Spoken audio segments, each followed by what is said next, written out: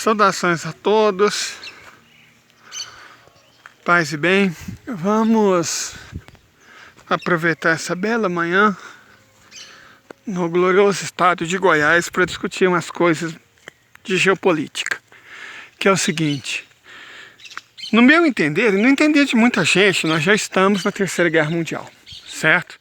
Não é uma guerra da Rússia contra a Ucrânia, até porque a Ucrânia não teria como fazer frente a uma guerra contra a Rússia. Vamos explicar com calma.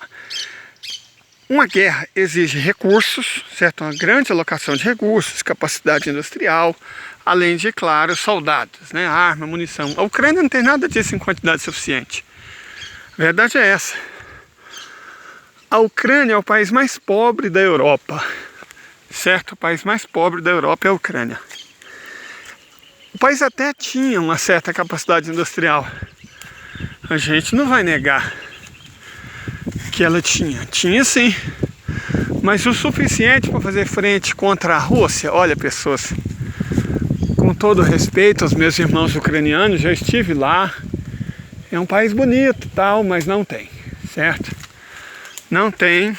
Isso é cagaita. Ela de vez realmente magnífica.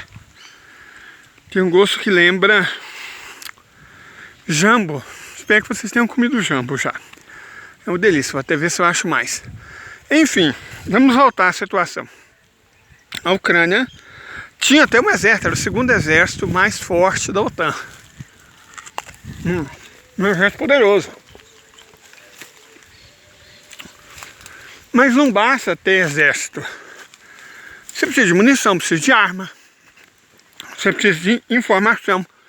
Você precisa de infraestrutura, de logística. A Ucrânia sozinha, gente, por favor, enfrentar a Rússia, sem chance. Ok.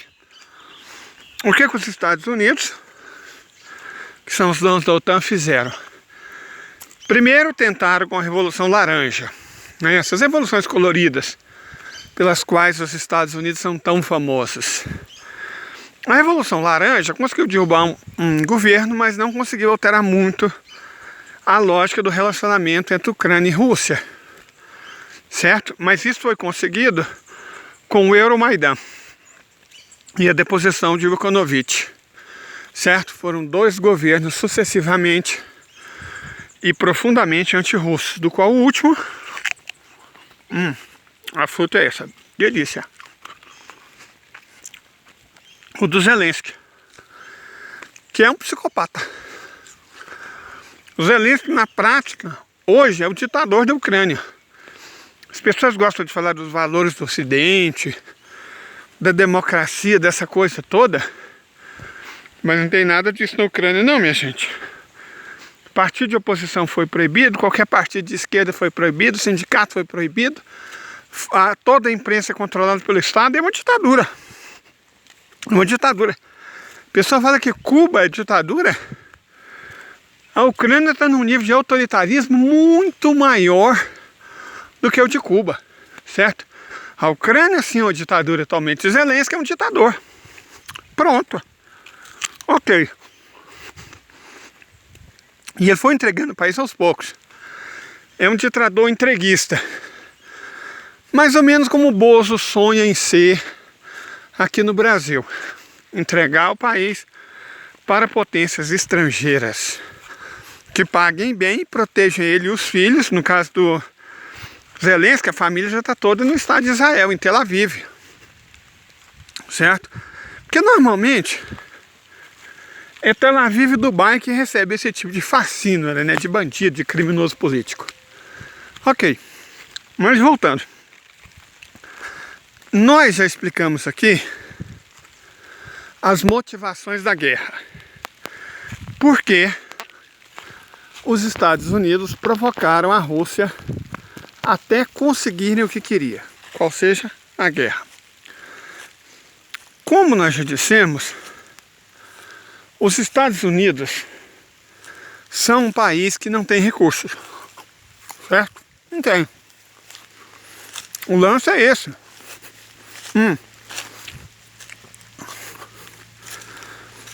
Na verdade, tem petróleo caro, né?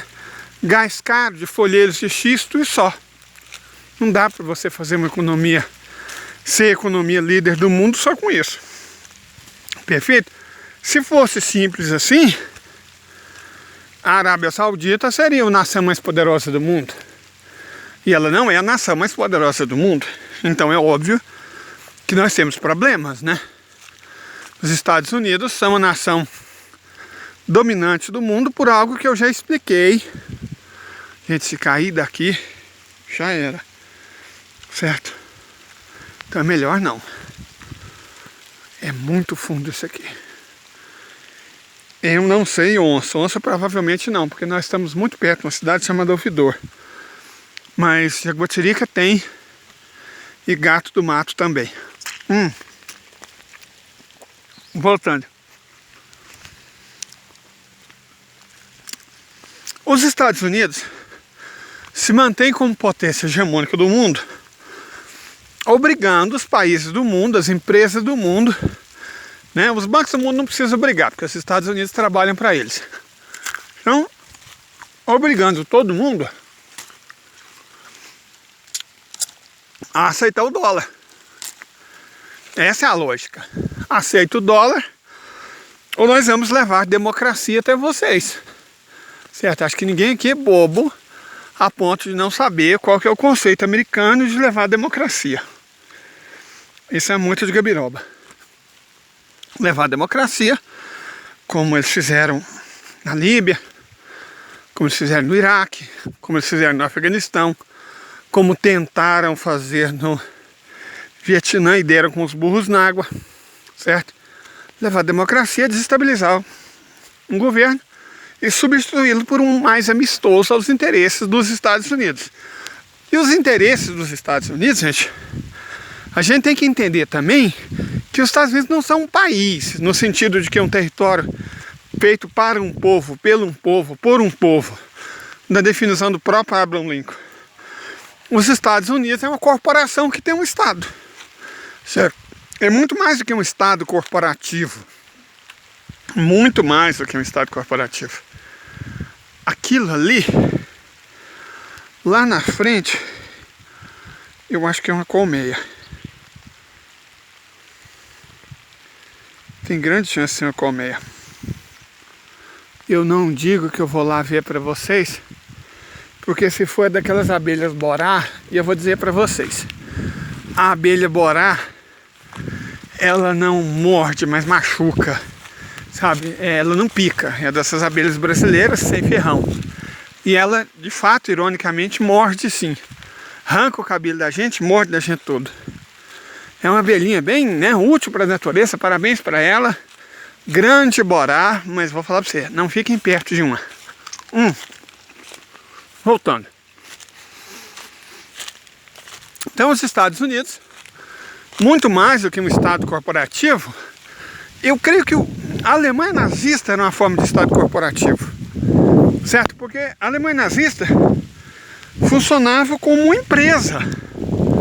A lógica da Alemanha nazista era a lógica de uma empresa, certo? Veja os campos de concentração, veja os campos de extermínio. É uma eficiência racional, empresarial. Eu diria que é o capitalismo na sua forma mais aguda.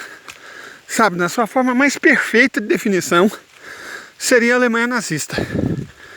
Definitivamente um Estado corporativo. Definitivamente um Estado corporativo. Quer ver como seria o capitalismo liberal? O liberal não existe liberal, né? Liberal só é liberal até a hora que as coisas começam a encrespar. Aí eles chamam um Estado malvadão para socorrer eles. Então somos hipócritas. A gente não quer as maduras. A gente só quer as de vez. Porque as maduras têm gosto de mistura de jambo com maçã. Delícia. Bom, voltando. Os Estados Unidos, repito, não são necessariamente um Estado corporativo, porque isso daria a impressão de que o país é organizado de maneira industrial. E não é. Os Estados Unidos são um estado financeiro. O país não é governado como se fosse uma empresa industrial, como era o caso da Alemanha nazista. O país é governado como se fosse um banco. Ahá, aí sim. Estados Unidos é um estado financeiro, governado como se fosse um banco. Governado por banqueiros, para banqueiros, pelos banqueiros. É uma bancocracia. Não é uma plutocracia. Tá chovendo, gente. Eu nem me preocupo em molhar porque eu não sou feito de açúcar. Mas meu celular já é bem velhinho e cansado de guerra. E eu não sei se ele aguenta. Mas seja o que Deus quiser. É por isso que a gente tem fé, né? Então, voltando. Os Estados Unidos são bancocracia. Como bancocracia, o poder da bancocracia americana deriva da capacidade de impor ao mundo os Estados Unidos como moeda de reserva. E era um pilar impor ao mundo que o petróleo, os hidrocarbonetos, o gás, as fontes de energia só fossem comprados em dólar. Essa última parte acabou. Não existe mais. A Arábia Saudita, os países do Golfo, agora vendem petróleo em outras moedas. Romperam com os Estados Unidos. Na prática, estamos aliados do mundo multipolar. Então, o mundo multipolar, originalmente, China, Irã, Rússia, tem cada vez mais a Índia como potência industrial nele. Aquilo, gente, é o alimento sagrado da goianidade. A planta sagrada de Goiás. Símbolo da nossa culinária, o pequizeiro. É essa planta que produz o famoso pequi. Deus a proteja e a abençoe pelos séculos dos séculos. Ela tem uma flor bonita. Vamos ver se a gente consegue filmar alguma. Ah lá, ó. Espero que vocês estejam vendo. Não tem um zoom muito bom. Como eu disse, nossas condições tecnológicas aqui são meio complicadas, mas é isso que nós temos. Voltando. Então, tem que aceitar o dólar, certo? E tem que comprar energia em dólar. Essa última parte não existe mais. Mas por que aceitar dólar? Porque, opa, perdão, quase que eu caio. Por que isso é uma excrescência econômica? Porque, gente, em qualquer outra situação do mundo, que não a dos Estados Unidos, a moeda representa a quantidade de riqueza que aquele país produz, ou pelo menos é capaz de produzir. O dólar não representa isso, porque a capacidade industrial dos Estados Unidos não é nem a segunda maior do mundo, é a terceira. A Índia tem uma capacidade industrial maior que a dos Estados Unidos e a chinesa é 3 vezes maior que a dos Estados Unidos. Tá certo? Então, aí você pensar, tem a capacidade agrícola, gente. Comparar a agricultura dos Estados Unidos, dá para você comparar com o Brasil, com o Canadá, com a Indonésia. Mas ela está a anos-luz do que a indiana e principalmente a chinesa produz. Aí você fala, e a infraestrutura? Gente, decrépita.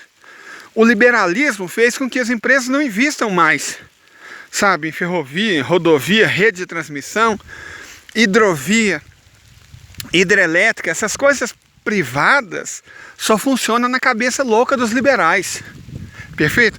É o Estado malvadão que torna elas bem públicos, eficientes e eficazes para a economia do país como um todo. Nos Estados Unidos não existe isso. Então os Estados Unidos têm a capacidade de produzir riqueza infinitamente inferior à chinesa e atualmente menor do que a indiana. Mais ou menos no nível, em termos industriais, com a Alemanha e o Japão, certo? E em termos agrícolas, mais ou menos no nível com o Brasil e Canadá, talvez Indonésia. O país não é nem de longe a potência do mundo, mas eles conseguiram fazer uma moeda fiduciária que funciona de uma maneira interessantíssima. Sem ter riqueza nenhuma, o mundo aceita o dólar como valendo alguma coisa. O que não é verdade. O que o dólar vale? O dólar é um título de dívida. E isso é a noção de uma moeda fiduciária. Ó, pegue o dólar e comprem coisas com o dólar. Mas na verdade o dólar é uma maneira dos Estados Unidos conseguirem mercadorias baratas. Na verdade eles conseguem mercadoria de graça, porque não tem riqueza envolvida no processo.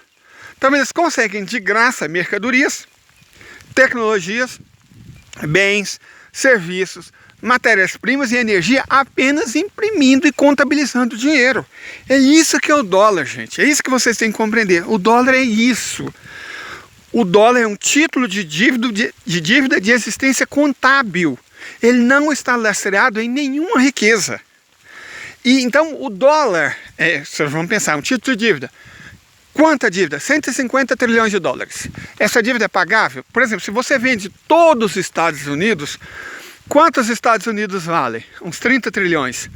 Se você junta o petróleo e todas as outras riquezas possíveis do país, quantos Estados Unidos valem? 50 trilhões. Então, a dívida dos Estados Unidos é 3 vezes maior do que o que vale o próprio país. É pagável? Não, nunca, nenhuma forma. Então o dólar, é isso, o dólar é uma ilusão, é uma mentira, é uma arapuca, perfeito? É isso que é o dólar. Por isso que a bancocracia americana entrou em guerra com a Rússia. Porque a Rússia, junto originalmente com o Irã e a China, e agora cada vez mais com os árabes e os indianos, querem dar um basta nisso. Chega de ser ameaçado pelo valentão do mundo. Chega, deu, acabou. Não é nem uma questão de capitalismo. É o capitalismo financeiro liberal americano. Uma bancocracia que rouba o mundo inteiro, usando como, digamos assim, fator motivador as 800 bases militares que os Estados Unidos têm no planeta inteiro. Se você não obedece, se você não aceita dólar, se você questiona o sistema, vão os Estados Unidos, com o apoio da mídia, de Hollywood, levar a democracia para você. E aí você já era, meu irmão. Só que isso agora está mudando, certo? A Terceira Guerra Mundial é para acabar com esse estado de coisas. Na verdade, a Terceira Guerra Mundial é a Segunda Guerra Mundial que nunca acabou, porque os Estados Unidos jamais se retiraram dos países que ocuparam após a Segunda Guerra Mundial. Eles nunca se retiraram da Alemanha, nunca se retiraram. Vou ter que me afastar um pouco, porque senão a música interfere, direitos autorais, essa coisa. Os Estados Unidos nunca se retiraram da Alemanha, nunca se retiraram da Itália, nunca se retiraram da Europa.